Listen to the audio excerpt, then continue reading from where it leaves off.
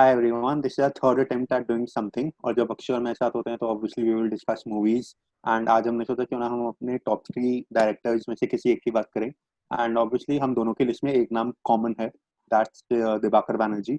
So आज we are going to discuss his filmography, his style of music and the movies he makes. So Akshay, what are your first views about him? First views about his style of filmmaking, if we come to that, तो मुझे ऐसा लगता है कि बहुत ही ज़्यादा rooted director है. He knows एक तो अंडररेटेड है और अंडरस्टेटेड है क्योंकि उन्होंने अपना उनका फिल्मोग्राफी बहुत छोटा है. There are only 5 full feature movies that he has done and 3 short movies. तो टोटल 8 मूवीज का फिल्मोग्राफी है and every movie is very different from each other. कोई भी दो मूवीज एक जैसी नहीं है. अपार्ट फ्रॉम दैट वर्सेटैलिटी बहुत ही ज़्यादा है उनके अंदर क्योंकि अभी रिसेंटली अगर आप शॉर्ट मूवीज देखोगे तो यार the recent one was very political in nature. Shanghai was very political in nature. Detective Byomkesh was of course it was a literary character but it was very historical in nature. That's what I feel. तो मतलब और comedy पहले करी है उन्होंने comedy movies. तो मतलब सब बहुत ही अच्छा मिक्स है उनका. आपको मतलब whatever you want to add, feel free. I think matlab if you talked about uski do political movies, I think Deepakar knows the politics of the society very well. So he knows what's happening around him and he वो उसको अपनी film में बहुत ही अच्छे तरीके से implement करता है. जैसे लव सेक्स और धोखा was based on honor killing, the DPS scandal and the sting operations that were rampant उन दिनों में. And then obviously you talked about ghost stories, वो तो is very in the league of what's happening in the nation today. He's a great director and a great commentator too. His interviews are really fun to read. मतलब मैंने उससे जितने भी interviews पढ़े हैं दिबाकर के, they speak a lot about him as a person, how he thinks and how he sees the society. He's a great artist, I think. So very insightful interviews. He always has the best interviews. So let's start discussing some of his movies. So starting with the first one because that's the one that made the most impact in my mind. It was Khosla Ka Khosla. तो खोसला के बारे में कुछ अमन कुछ बात करें खोसला के बारे में. यार मुझे मतलब उस मूवी में के कैरेक्टर्स इतने ज्यादा पसंद है. Especially and each and every character, Ranveer Shori, Anupam Kher, Praveen Dabas, then Naveen Nishchal. Naveen Nishchal is in मतलब उन्होंने epic role, उनका career इतना बड़ा है और फिर वो role is a very distinguishable one from his entire career. Vinay Pathak obviously. Dibakar was very much in the advertising field for a long time. तो connections थे उसके, ऐसी बात नहीं थी. बट कोई भी फर्स्ट टाइम प्रोड्यूसर के डायरेक्टर के ऊपर पैसे लगाकर गैम्बल नहीं करना. I loved Ranvir Shorey's character the most. मैं रुकूं या जाऊं? और बैठा यार पीछे धोती पकड़ के 2 मिनट होने शुरू हो गए. His one line was that made the most impact was. पर यहाँ पे तो दीवार है जी. यहाँ पेशाब करना मना है. कमाल है जी, यहाँ पेशाब थोड़ी करने आए हम. so that was the most amazing line from the movie. हाँ मुझे एक सीन याद आया मूवी का जब अनुपम खेर को उसका फ्रेंड रिकमेंड करता है यार अपने बेटे से फ्रेंडशिप करो. तो वो इतना क्यूट पंजाबी डैड दिखाया है कि वो बियर या विस्की लाता है घर पे छुपा के and then when he presents it to Praveen Dabas he says मैं नहीं पीता ये.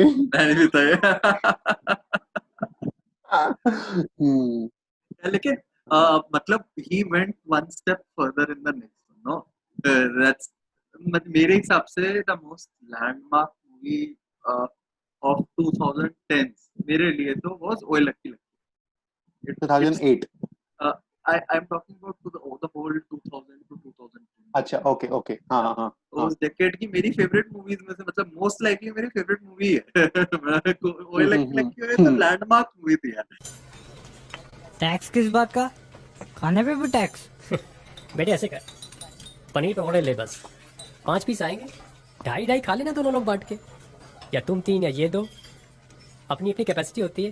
मतलब Abhay hmm Deol was amazing and Paresh Rawal के व्हाट एन इंजीनियस आइडिया ना कि हम्म एक इंसान की स्टोरी के अंदर आप तीन कैरेक्टर्स दिखाना चाहते हो and you portray all the three characters with one actor only ingenious hmm idea hmm मतलब all of those three were his मतलब his his mentors father in life, figures right? Father figures, yeah, father father figures in figures life. yeah तो हम्म वो lucky lucky हो तो this was based on Bunty चोर जो कि हम्म मतलब अभय देओल ने तो बहुत ही रोमांटिसाइज बना दिया ना कैरेक्टर को। कुछ आप बताओ ना कुछ इस मूवी के बारे में कुछ मेरा इंटरेस्टिंग। यार बेस्ट मोमेंट है मूवी में व्हेन एक बंदा आस्क मनु ऋषि बस डिपो जाएगी क्या एंड मनु ऋषि says, आग लगी Yeah. डिपो में so that's my favorite My moment from the movie मैंने भी अभी रिविजिट की थी लॉकडाउन में मूवी मुझे बहुत okay. अच्छी लगी एंड ओपनिंग क्रेडिट्स इतने सही हैं दे स्टार्ट विद प्यार प्यार प्यार प्यार प्यार Right, मतलब right, मूवी right. के फर्स्ट फर्स्ट सीन से ना उसे सेटिंग बना दी है एंड ऑल्सो मतलब अभय देओल ने तो बहुत ही अच्छा कैरेक्टर निभाया है लेकिन मूवी के Yes, sir. फर्स्ट 20 मिनट्स में मनजोत मनजोत सिंह ने जो तो Yeah, एक्टिंग की है रेबल पंजाबी किड वो स्ट्रीक आपको फिर अभय देओल में दिखती है जब वो बड़ा हो जाता कंगला के घर पैदा हो गया मैं, कंगला के घर। है। तो उसके बाद उनकी नेक्स्ट आई थी कौन सी एलएसडी। हाँ 2010 में आई थी एलएसटी एंड वो बहुत ही सोशली रेलिवेंट मूवी थी आई थिंक एलएसडी में the first story was I think every story has हर स्टोरी में लव सेक्स और धोखा था the first which was about honour killing तो उसमें उसमें भी मतलब it's about a rich family वहां से लड़की है एंड और रिसेंटली शायद दिबाकर ने ही कहा था अपने किसी इंटरव्यू में कि सेंसर बोर्ड ने ना कास्ट जो भी रेफरेंसेस थे मूवी से वो हटा दिए थे ओके तो दिबाकर मतलब initially wanted to make it in the league of Sairat मतलब वो ऑनर किलिंग को सेराट के जोन में दिखाना चाहता था लेकिन जब कास्ट के सारे रेफरेंसेस हट गए तो it only remained as a rich girl and a poor boy story बाकी बाकी coming to the next story उसमें राजकुमार राव ने शायद डेब्यू किया था ना राजकुमार एलएसडी राव में का if I'm हाँ not- आई थिंक राजकुमार का डेब्यू था। या रागिनी एमएमएस में था आई एम नॉट श्योर तो I am also not sure actually अभी ले आप चेक कर हाँ तो वो स्टोरी भी बहुत अच्छी थी it was in a CCTV camera in a shop how the incidents are recorded there and how वो एक्चुअली इंस्पायर्ड थी डीपीएस एमएमएस स्कैंडल से देन लास्ट स्टोरी थी स्टिंग ऑपरेशन मतलब उसमें एक सुपरस्टार का कैरेक्टर था जिसका स्टिंग ऑपरेशन करते हैं रिपोर्टर और एक मॉडल मिलके the greatest fact about the movie is the whole movie is shot on cameras on different types of cameras या जैसे वीडियो कैम्स या सीसीटीवी कैमराज तो अलग अलग तो it's a great achievement I think in film making hmm LSD के ऊपर मैं मतलब I saw it a long time back so I don't have a lot of views. But I really liked how everything knit together. And I really appreciated Rajkumar's acting role in the movie. उसमें बहुत ही वो creepy vibes दे रहा था. coming to his next Shanghai Next one was Shanghai, right? So Shanghai was an eye opener क्योंकि मुझे तो बहुत अच्छी लगी. आपने क्या उसको मतलब इनिशियली आपने जब देखी थी कैसी लगी? मैंने वो मूवी थिएटर पे देखी थी with I think only 10 to 15 people and मुझे बहुत अच्छी लगी थी बहुत ज्यादा रियल थी इमरान हाशमी इस कैरेक्टर में आज तक इससे पहले तो कभी नहीं दिखे थे अभय देओल अगेन बहुत ही अच्छे वो आईएएस के ऑफिसर बने थे जो भारत नगर की 6th सिटी में जाके he wants to uncover what's happening there. Right. What do you think, Akshay, about the film? I actually really liked Kalki's role in the movie. Kalki का जो वो था ना कि मतलब she had to uncover the killers behind her mentors. Death. वो उस वाले जोन में she played a really nice character. I personally liked Kalki's role in this one more than any movie that I've seen. काफी मीठी role. Okay. Apart from that Emraan Hashmi आप बता ही रहे हो कि इमरान हाशमी ने तो आई गेस स्वट कैंप के बाहर कोई और मतलब ऐसे वेरी सीरियस रोल करा नहीं था. तो गुटखा चबाने वाला वीडियो शॉप में काम करने वाला बंदा I really like the political nature of the movie. उसमें सब कुछ बोल दिया उन्होंने, मतलब it was everything was in your face that it's a corrupt society and you deal with it, and if you hmm can't deal with hmm it then you run out. So which is the truth of our times, right? मतलब हम्म। उसमें सब कुछ in the face ही था.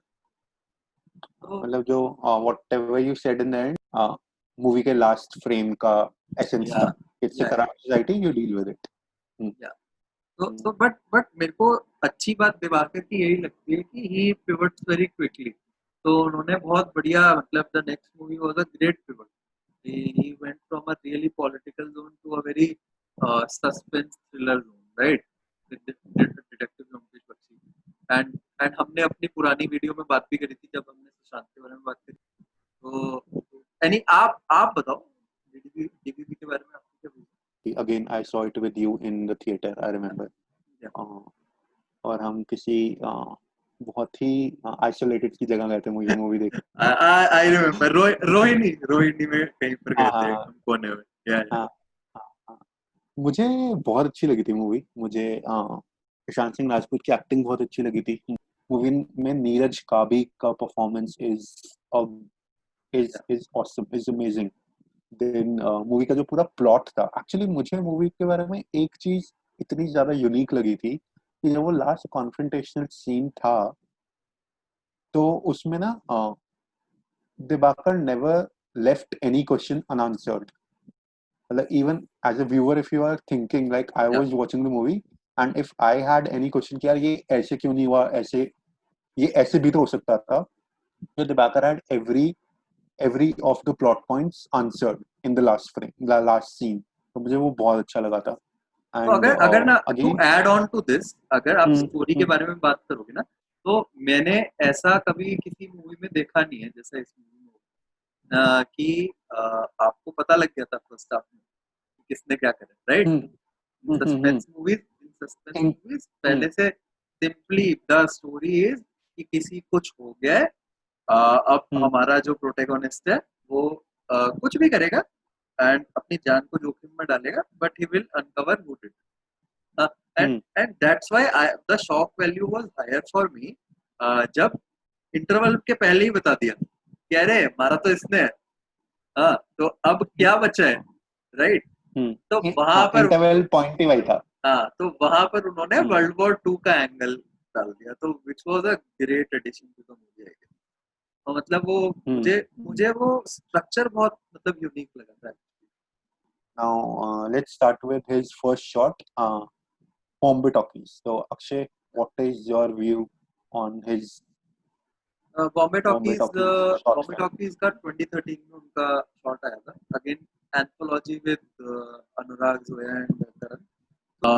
Nawazuddin again, वो नवाजुद्दीन उस space में बहुत अच्छा काम करते ही हैं. वो उनका space, I guess he owns that small, not small but the lower income level everyday guy, उसमें वो बहुत ही अच्छा वर्क अराउंड करते ही हैं. तो आपको मतलब नवाजुद्दीन का रोल कैसा लगा? मुझे काफी अच्छा लगा था. मुझे एक्चुअली उनके कैरेक्टर से जो उन्होंने लंच बॉक्स में कैरेक्टर निभाया था मुझे उसकी याद आई थी. राइट. तो और मूवी अच्छी थी. मूवी में सदाशिव अमरापुरकर भी थे, who is, जो काफी अपने विलेनस रोल्स के लिए जाने अरे जाते हैं इन द लेजेंड है, 90s. लेजेंड है सदाशिव. उस एंथोलॉजी में वो सबसे अच्छी मूवी तो नहीं लगी थी, but true as a standalone short film that वो काफी अच्छी मूवी है. True true true. अब मुझे भी नहीं लगी थी सबसे अच्छी. मुझे सबसे अच्छी कश्यप की मुरब्बा लगी. Love but story. Now on the anthology front, मुझे अगली दोनों एंथोलॉजीज की मेरी फेवरेट मूवी दिवाकर की थी. तो लव स्टोरीज के अंदर his movie was, I don't remember the title actually, लेकिन लव स्टोरीज में टाइटल नहीं थे किसी के भी. oh yeah, okay, so the movie with Manisha Koirala and the extramarital affair, that was मतलब it was amazing यार. my favorite role in this movie was by Sanjay Kapoor actually, क्योंकि उन्होंने बहुत ही टाइम के बाद किसी मूवी में काम करा था. मतलब बीच में आई गेस उन्होंने लक बाय चांस में छोटा सा बहुत ही इम्पैक्टफुल रोल करा था, लेकिन एज सच उन्होंने कोई फुल फ्लेजेड मतलब रोल नहीं करा था. तो संजय कपूर का हम्म रोल देखकर ना मुझे मजा आ गया। उन्होंने बहुत ही जबरदस्त रोल करा है, मनीषा कोइराला के हस्बैंड का रोल करा है ना उन्होंने, तो मुझे बहुत हम्म अच्छा लगा था। अगेन अगर आप बात करो just in terms of the story telling, तो मुझे वो बहुत अच्छी लगी थी, क्योंकि उसमें उसमें मतलब you don't feel a lot for Manisha Koirala at all, and then suddenly at the end I felt alone. And that was unexpected for me. And the thing was that it was a very easy story, so to say. It wasn't like hmm. it wasn't like a Kashyap movie जो समझ में ही ना आए, या you know हाँ या फिर जोया की मूवी जिसमें बहुत ही कैरेक्टर की डेप्थ में जाकर कुछ बात हो। uh, ये स्ट्रेट फॉरवर्ड थी। तो यार मुझे जब मैंने मूवी देखी थी मुझे कुछ इतना स्टोरी में मतलब बेसिक प्लॉट लाइन में कुछ नया नहीं लगा था, बट जो कैरेक्टर्स थे उनमें जेंडर्स की पावर इक्वेशन बहुत सही थी, specially between all the three characters. And Yeah, उसमें you talked about Manisha Koirala and Sanjay Kapoor, मुझे पंकज अलावर का रोल भी काफी अच्छा लगा था। oh yeah. और इस साल Yeah, तो भाई वो मेरे फेवरेट एक्टर हैं आफ्टर पठान लोग। जयती पहला not हाँ Pankaj. जयदीप अलावा। हाँ हाँ हाँ, It's just the my mistake, हाँ जयती वाला जयदीप का अलावा। कैरेक्टर काफी so so the thing is कि डन टू डेथ तो है, I agree it's a done to death story, लेकिन हम्म लेकिन उसके अंदर भी अगर आपको हिला देना मूवी, तो that's the mark of a hmm true of a really good director, that's what my point. Hmm hmm hmm. तो एंड तो एक्चुअली लव स्टोरीज में काफी अनपॉपुलर ओपिनियन, बट मुझे अनुराग कश्यप की मूवी सबसे ज्यादा अच्छी लगी ओके थी या। okay, I will not talk about it now. So moving forward to the third anthology, Ghost Stories, and this one undoubtedly I think both of us have हाँ to we agree a both bit, agree. right? So what? Uh, I guess it's very recent, so everybody remembers it, and everybody remembers uh, the political subtext within the movie. That was the hmm thing। इतना इतना मतलब बिना कुछ बोले अगर आप बहुत कुछ बोल देते हो ना, तो that's again that's just sheer storytelling, right?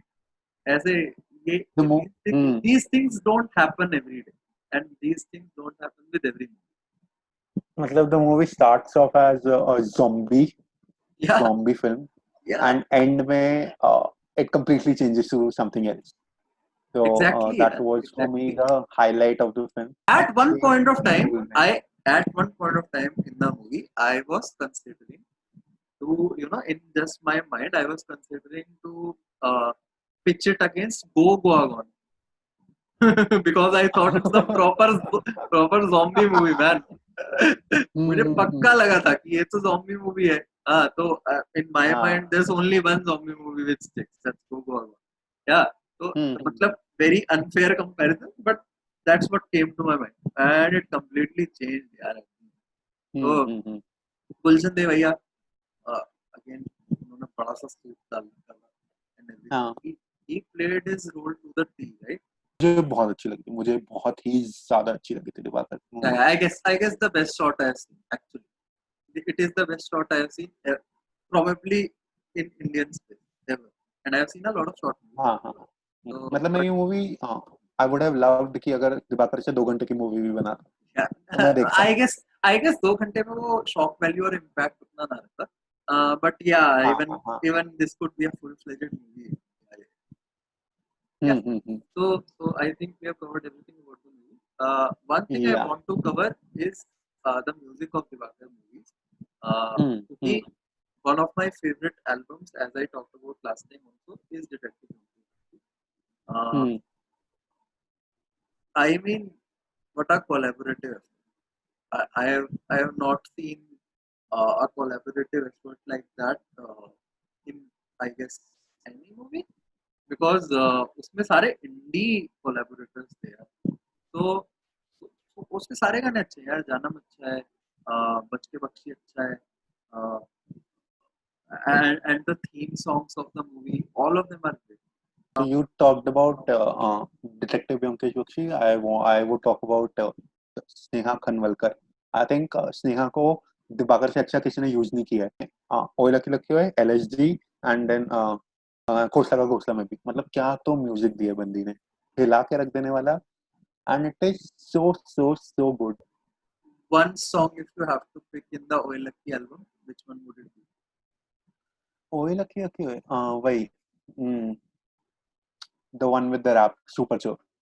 Super Chore. Oh, I really like Tu Raja Ki Raj Dulari, and it is like किसी ने सुना ही नहीं. Favorite from खोसला का घोसला. I really like चक दे फट्टे. वो मतलब बहुत ही पॉपुलर मुझे अच्छा लगता है, मुझे हमेशा से अच्छा लगता है. मुझे भी अच्छा I mean ये किसका लिरिक्स था, दुनिया उठ पटांगा हाथ से किससे टांगा. ग्रेट लिरिक्स, मुझे बहुत अच्छा लगता है, बहुत fun. And one from Shanghai, because Shanghai is a tough one. हाँ, Shanghai is by Vishal Shekhar. मतलब the his only film with the popular music composers. दुआ तो है ही फेवरेट, बट मुझे खुदाया भी बहुत अच्छा लगता है. एंड दुआ मतलब दुआ के बारे में just to add, everyone has heard that song, but nobody knows that it's from Shanghai. So that's weird. My favorite from Shanghai was Dua only.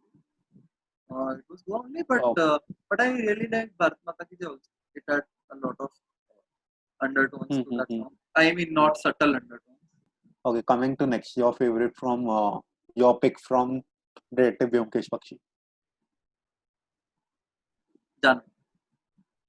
Same. Just wanted to add one more point. Dibakar is I think, a multi-talented genius. Written lyrics and even given music for some of his movies. Oh, okay. Some of the songs in his movies. I think that's it. I think that's about it for Dibakar. And I guess if people like this discussion, then we can do some more on some great directors from our time. And there is no doubt of that. So yeah, so please like this video, I guess, and share and subscribe if you like our stuff. If you don't like our stuff, just write to us and we'll try to get better.